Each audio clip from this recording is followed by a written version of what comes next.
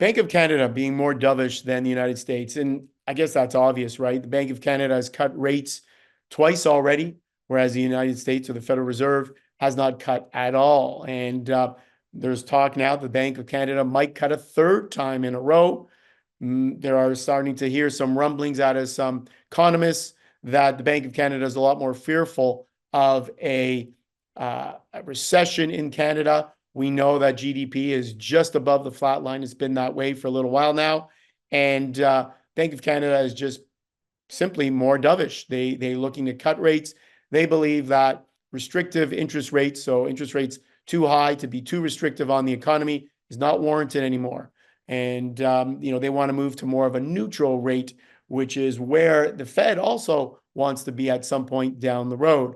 Our first chart here is one we've seen a number of times. This shows the inflation rate, Bank of Canada, bank rate, and the inflation rate. And you can see on the far right-hand side of our chart, you can see that the Bank of Canada rate has now started to fall, and the inflation rate has been falling as well, 4.5% in the Bank of Canada rate, and you're looking at around a 2.7% inflation rate right now. And so it's interesting because when we show this chart, it also shows the GDP, which is the bottom line there, if you all can see. And you can see right away that it is pretty much flatlining. You're not really getting much growth at this point in time, which should tell everybody that interest rates are definitely not accommodating. They're not even neutral. They are, I guess, in restrictive territory, still in restrictive territory.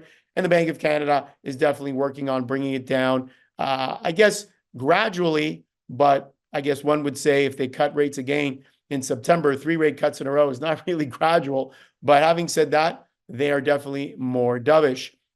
The next, I guess, chart that we have here is on the bank, our different banks here in our country, our major banks.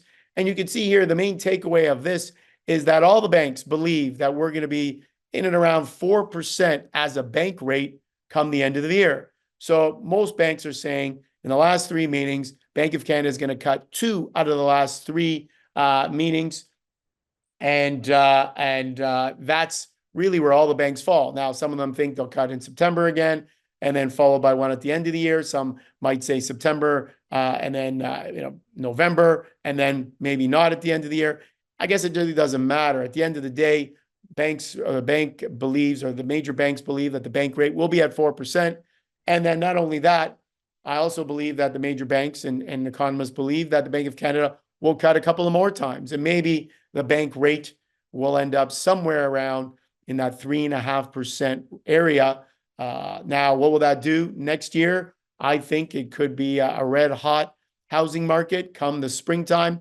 If we were to see another 2 cuts this year, followed by maybe 1 or 2 cuts next year into the springtime, we could see a red hot housing market. And I know that's not what the Bank of Canada wants to see. So we'll have to wait to see what happens.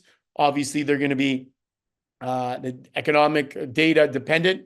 So they're going to be data dependent, depending on what the Bank of Canada sees with inflation, CPI, retail sales, growth, GDP, the whole 9 yards. And we're going to get jobs out of Canada, our jobs data coming up on Friday, which again will be a big number for us to look at to figure out whether the Bank of Canada cuts rates again or will they hold until the next meeting.